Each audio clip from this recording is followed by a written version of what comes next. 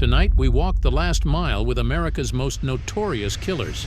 Minutes before the switch flips, the plunger drops, the curtain opens. A born-again pickaxe murderer whispering to victims' families. A killer clown smirking through a botched injection. A killer literally skipping to her death in Glee. These are the final moments of killers before the lights go out. Number 5. Carla Fay Tucker. On the evening of February 3, 1998, inside the Red Brick Walls unit in Huntsville, Texas, Carla Fay Tucker stood in a narrow hallway, wrists cuffed, only minutes away from where she would die. She was about to become the first woman executed in Texas since the 1860s, and the first woman anywhere in the United States to face execution in more than a decade. Those who saw her said she didn't seem afraid. One official even remarked that she almost skipped toward the chamber, believing she was about to meet Jesus. 15 years earlier, in June 1983, Tucker and her boyfriend, Danny Garrett, broke into the Houston apartment of Jerry Dean to steal motorcycle parts. They were high and thought the place was empty. It wasn't. What followed was so vicious that even seasoned jurors later said it was almost unbearable to hear. Investigators said Garrett struck Dean in the head with a hammer. Then Tucker, in a frenzy, grabbed a 3-foot pickaxe and drove it into Dean's body to stop what she described as a gurgling sound. But there was another person in the room, Deborah Thornton, asleep in the bed.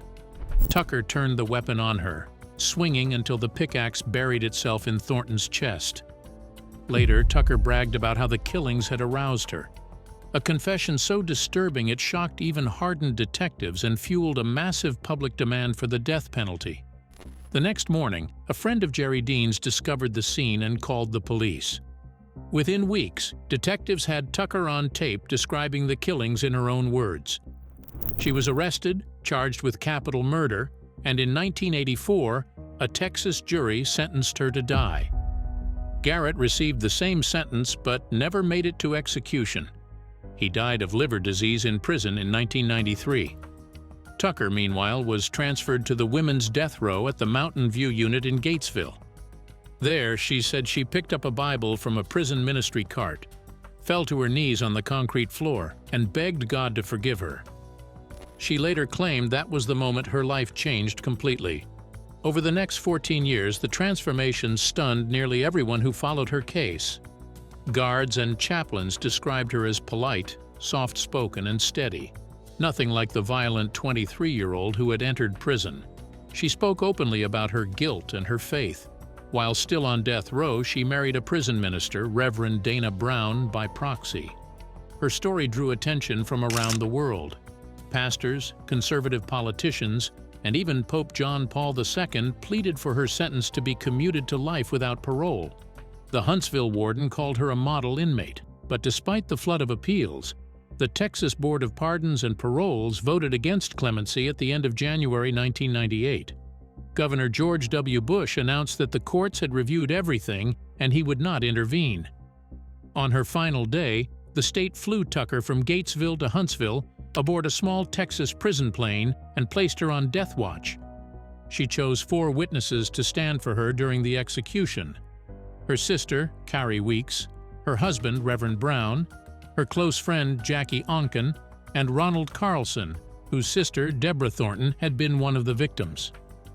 Once an advocate for Tucker's death, Carlson had experienced his own religious conversion and now opposed executions entirely, even for the woman who had helped kill his sister. When asked what she wanted for her final meal, Tucker declined the usual spread of comfort food.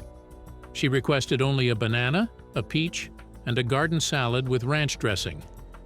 Light, simple, and modest. A little before 7 that evening, guards escorted her into the bright green execution chamber at the Walls unit and strapped her onto the gurney. Behind the glass, 2 groups waited, one for her, one for the dead. Reporters stood by, aware that this moment was historic. Texas was about to execute a woman for the first time in more than a century, and the world was watching. When the warden asked for her final words, Tucker turned her head toward the families of Jerry Dean and Deborah Thornton. She apologized, saying she hoped God would grant them peace. Then she told her husband she loved him, thanked the prison staff for their kindness, and said she was about to meet Jesus, that she would wait for everyone in heaven. Moments later, the chemicals began to flow through the IV line. Witnesses said she licked her lips, looked toward the ceiling, and softly hummed as the drugs took hold. Her breathing slowed, her eyes fluttered, and within minutes, she was still. At 6:45 that evening, about 8 minutes after the injection began, Carla Fay Tucker was pronounced dead. She was 38 years old. Number 4. John Wayne Gacy. Just before dawn on May 10, 1994, John Wayne Gacy sat alone in a small holding cell inside Stateville Correctional Center in Crest Hill, Illinois, only a few steps from the room where he would die. He was 52 years old, his last appeal had failed, and after more than 14 years on death row, the countdown had finally reached its end. The guards around him weren't looking at the smiling Chicago contractor who once posed for photos with politicians and entertained children at charity events dressed as a clown. They were looking at the man the world now knew as the Killer Clown, convicted of taking the lives of more young men and boys than any single killer most Americans had ever heard of. During the 1970s, Gacy prowled the suburbs of Chicago in search of victims, teenage boys and young men who trusted his friendly grin and promises of easy money. He ran a small construction company and often offered quick jobs, cash, or part-time work to lure them in. Once inside his modest ranch-style home in Norwood Park Township near O'Hare Airport, he turned from neighborly to monstrous. He overpowered his victims, assaulted them, and then ended their lives. The nightmare finally unraveled because of a 15-year-old named Robert Piest. On December 11, 1978, Robert told his mother he was going to talk to Gacy about a potential job. He never came home. Detectives from Des Plaines grew suspicious and began watching Gacy's movements. After securing a search warrant, they tore into his house. On December 21st, they discovered human remains buried under the foundation. By the next morning, Gacy confessed that he had killed around 30 people. He was arrested immediately. Investigators later confirmed that between 1972 and 1978, he killed at least 33 people. Around 24 bodies were buried beneath his own house, packed into the narrow crawl space under the floorboards. The rest he disposed of in a nearby river. Some of those boys were never even identified. In March 1980, an Illinois jury found him guilty of 33 killings, and the judge sentenced him to die for 12 of them. Reporters who were in that courtroom described his calm demeanor. No tears, no remorse, only the same cold arrogance that had carried him for years. That lack of humanity followed him to death row. For over 14 years at Menard Correctional Center, he insisted he'd been framed. He told anyone who would listen that he was the victim of corrupt police and sensationalist reporters, despite the undeniable evidence of bodies pulled from beneath his own home.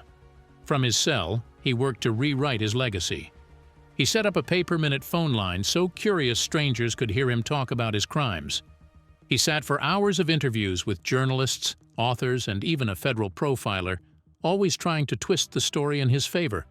He painted garish clown portraits and eerie self-portraits, selling them to collectors outside prison walls. When asked about guilt, he shrugged. He said he felt none. By May 9, 1994, his time had run out. Every appeal had been denied, and Illinois signed his death warrant.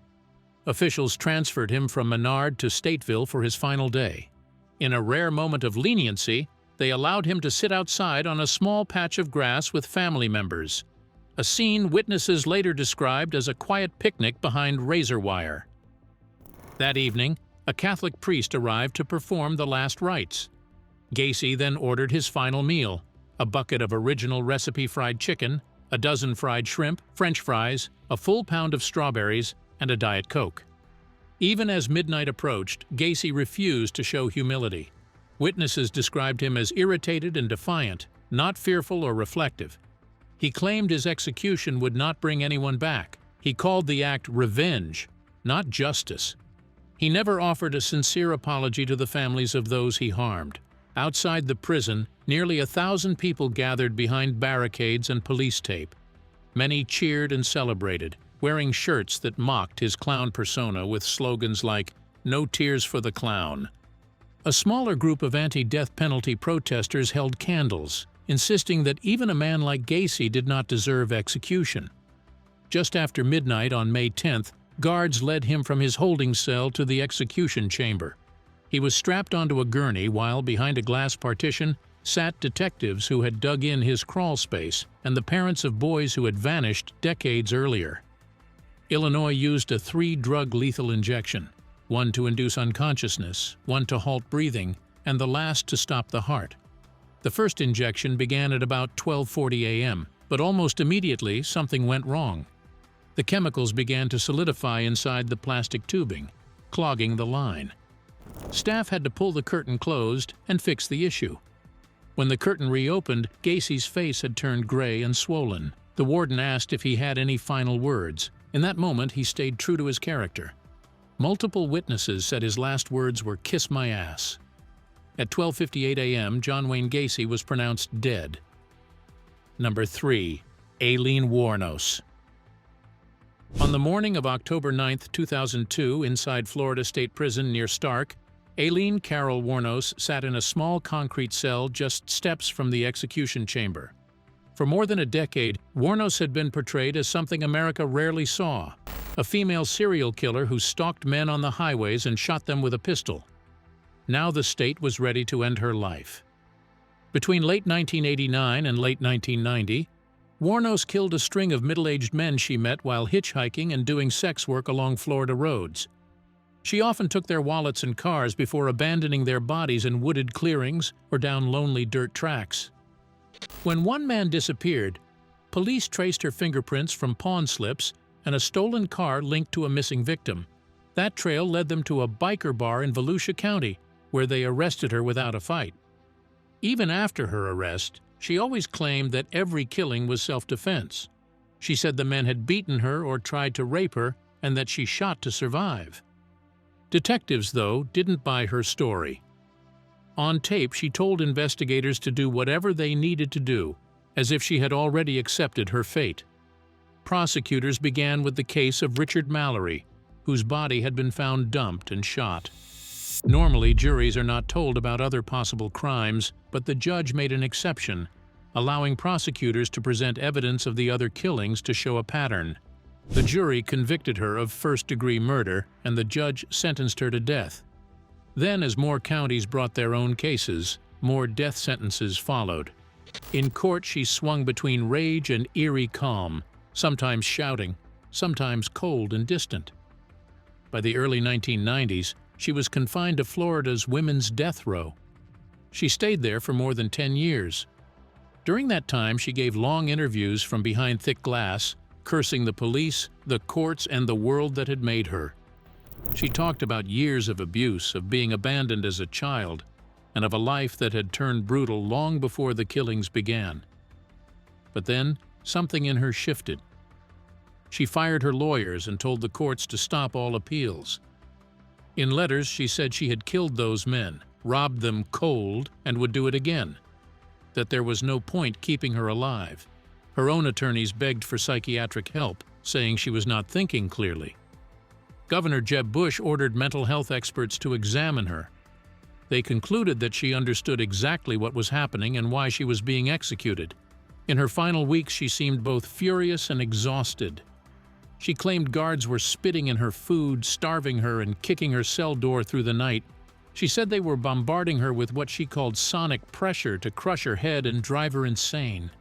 She told reporters the state wanted her dead so badly it was trying to make her take her own life first.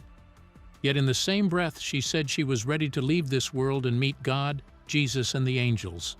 Florida set her execution for the morning of October 9th. Unlike most prisoners, she refused to order a special final meal. The prison allowed almost anything within a set dollar limit, but she asked only for a simple cup of coffee on the morning of her death. Some reports note that she had fast food and fried chicken with a friend in the days before. When the time came, guards led her from the holding cell into the stark white execution chamber. Witnesses said she looked strangely calm, her expression flat and detached. Facing the glass, she delivered one of the most bizarre last statements anyone there had ever heard. She said she was sailing with the rock and that she would return like Independence Day, with Jesus on June 6th in a big mothership. After that strange farewell, the team inserted the intravenous lines and began the lethal injection sequence. Her breathing slowed, then stopped. At about 9:47 in the morning, doctors pronounced her dead. She was 46 years old. Florida officials pointed out that she was only the second woman executed by the state since the modern death penalty era began, and roughly the 10th woman executed in the entire country since the 1970s. Her body was cremated. A close friend carried her ashes back to Michigan and scattered them beneath a tree. Number 2. Timothy McVeigh. Just before dawn on June 11, 2001, Timothy McVeigh lay on a narrow bunk inside a concrete cell at the federal prison in Terre Haute, Indiana. It was called the Death Watch Range, the last stop before execution. He was 33 years old and only hours away from lethal injection. 6 years earlier, on April 19, 1995, he had parked a rented Ryder truck filled with homemade explosives outside the Alfred P. Murrah Federal Building in Oklahoma City and lit the fuse. The blast ripped through the structure, killing 168 people, including 19 children in a daycare, and injuring hundreds more. At that moment, it was the deadliest act of domestic terrorism in American history. Federal agents and survivors alike described him as cold, deliberate, and entirely without remorse. McVeigh was captured within 90 minutes of the bombing, not in a manhunt or a shootout, but during a simple traffic stop for driving without a license plate. By then, his clothes were still streaked with dust from the explosion. He was tried in federal court, found guilty in 1997, and sentenced to death. Because this was a federal case, his execution was not treated like a state matter, it was a national event. He was to become the first person executed by the United States government in 38 years, since 1963. The Bureau of Prisons kept meticulous records of his final 24 hours. On June 10th, McVeigh was moved from his regular cell to the execution building. When the water in the shower ran cold, he joked to the guards that it was cruel and unusual punishment. Though he had never been religious, he accepted Catholic last rites, a move that even his lawyer called surprising. For his last meal, he made no elaborate request, just 2 pints of mint chocolate chip ice cream, which he ate entirely. Afterward, he watched television until about 9 that night, then tried to sleep. He tossed, turned, and got up again at 3 in the morning to turn the TV back on. Around 4:30, his attorneys were allowed in for a brief 20-minute visit. His execution was scheduled for 7 a.m. There was one major problem. Far too many people wanted to watch him die. The government had to create a plan unlike anything ever done before.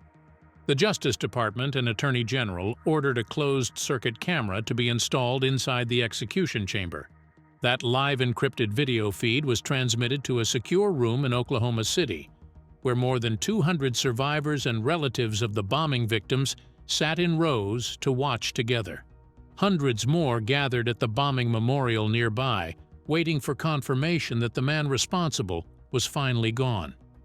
Inside the death chamber at Terre Haute, everything looked bright, sterile, and cold. McVeigh entered quietly, wearing a plain white t-shirt, khaki pants, and slip-on shoes. His hair was cropped short, his face pale and drawn, his eyes sunken. Witnesses said he appeared calm, almost detached. He lay on the gurney as prison staff strapped his arms at his sides. The IV line was inserted into his right leg. When the curtains opened, he slowly lifted his chin and looked deliberately at each viewing area. First his lawyers, then the press, and finally the window where victims' families sat behind one-way glass. When the warden asked if he had any final words, McVeigh said nothing. No apology, no explanation, no request for forgiveness. His silence infuriated many of those watching, especially the families who had lost children in the bombing and wanted to hear him admit guilt or show some trace of humanity. Instead, he had arranged something else. He had written a final statement, not in his own words, but as a copy of a 19th-century poem, Invictus, which ended with the defiant lines, "I am the master of my fate, I am the captain of my soul." At precisely 7 o'clock that morning, the execution team began administering the lethal drugs, one to sedate, one to paralyze, and one to stop the heart. Witnesses saw McVeigh's lips turn faintly blue and his eyes roll back before he became completely still. There was no convulsion, no sign of pain. The doctor pronounced him dead at 7:14 a.m., just a few minutes after the first injection. Afterward, his body was taken to be cremated. McVeigh had once said he wanted his ashes scattered in places connected to his political fury, especially Waco, Texas, where the 1993 raid on the Branch Davidian compound had deepened his hatred of the government. But federal officials never revealed where his remains ultimately went. Number 1. Ted Bundy. Just before sunrise in the quiet north of Florida, guards at Florida State Prison watched one of America's most despised men sit alone in a cold concrete cell only a few paces from the electric chair. It was the early morning of January 24, 1989. Theodore Robert Bundy was no longer the charming law student who once smiled at strangers, faked injuries to win sympathy, and pretended to be harmless. Now he was a worn, middle-aged prisoner with haunted eyes, sentenced to die for abducting, assaulting, and killing young women and girls. Beyond the razor wire, hundreds of people were already gathering in the darkness. Reporters adjusted cameras, protesters held signs, and angry crowds waited for the moment the state would finally kill him.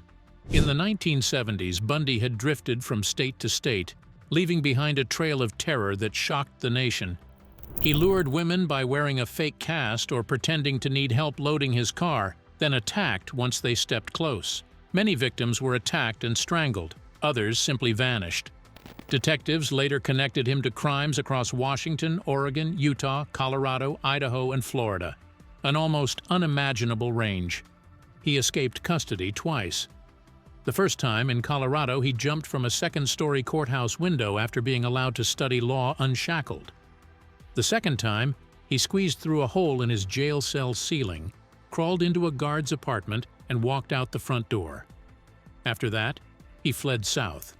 In Florida, he broke into the Chi Omega sorority house at Florida State University, beating and suffocating sleeping students, then kidnapped 12-year-old Kimberly Leach from her school in Lake City.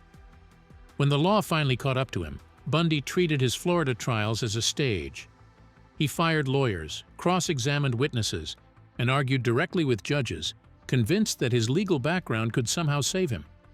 During one proceeding, he even used a courtroom loophole to declare a marriage to his girlfriend Carol Ann Boone, while she sat testifying, a desperate spectacle that stunned the room.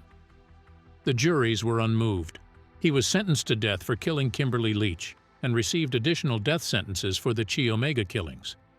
That sent him to Florida State Prison's death row, where he spent nearly 10 years. Lawyers filed appeals while Bundy hinted that he could help solve unsolved disappearances if only the state would spare his life. Investigators knew he was stalling, yet they listened anyway, hoping to bring closure to grieving families. As the final weekend approached, Bundy realized his time was nearly gone. The execution was scheduled for early Tuesday morning. Detectives from across the country crowded into the prison to press him about the missing victims. This time he talked. He described attack scenes he had long denied, drew maps, and admitted that the true number of victims was far higher than anyone could prove. Some officers believed he was still bargaining for more time. He also granted a taped interview to evangelical broadcaster James Dobson, claiming that violent media had corrupted him. To investigators and survivors, it sounded like one last manipulation, the same cold deflection that had defined him for years. After midnight, guards moved him into the death watch cell, just a short walk from the execution chamber. A Methodist minister, Reverend Fred Lawrence, stayed with him, reading scripture and praying. Guards later said Bundy wept, paced, and even muttered about ending his own life rather than let the state have the satisfaction of watching him die. In those last hours, he made 2 phone calls, one to his mother, apologizing for the pain he had caused, and another attempt to reach Carol Ann Boone, who by then had cut all ties and refused to answer. Florida law allows a condemned prisoner to request a special final meal, but Bundy declined. The kitchen sent the standard last meal plate anyway, a heavy breakfast of steak cooked medium rare, eggs over easy, hash browns, toast with butter and jelly, milk, juice, and coffee. He barely touched it. Around 5 in the morning, guards began the grim routine. They shaved a patch on his scalp and another on his right leg for clean contact with the electrodes. He took a final shower, then dressed in dark blue trousers and a light blue shirt, watched closely by officers who knew the world's attention was fixed on their next steps. A little after dawn, the warden and several officers entered his cell. Without resistance, Bundy rose and followed them down the short hallway to the execution room. Waiting there was the wooden electric chair that locals called Old Sparky. Gone was the confident grin that had once disarmed juries and television cameras. Witnesses said he looked pale but kept his composure. Behind the glass sat about 42 witnesses, reporters, detectives, prosecutors, and relatives of victims. Bundy glanced at them one by one, nodded faintly, and waited. When the superintendent asked for final words, his voice trembled. "Jim and Fred," he said softly to his lawyer Jim Coleman and to Reverend Lawrence, "I'd like you to give my love to my family and friends." They fastened heavy straps around his arms, chest, waist, and legs. A black leather hood went over his face. Technicians attached the metal cap to his head and the ground strap to his leg. At 7 o'clock, the executioner threw the switch. A surge of electricity tore through Bundy's body, arching him against the restraints and burning the skin beneath the electrodes. Within minutes, the current stopped, and the doctor stepped forward. At 7:16 that morning, Theodore Robert Bundy was pronounced dead at age 42. His body was cremated, and his ashes were scattered in the Cascade Mountains of Washington state, near the places where he had once left his victims. Thanks for watching. Now check out the videos popping up on screen for more unbelievable stories.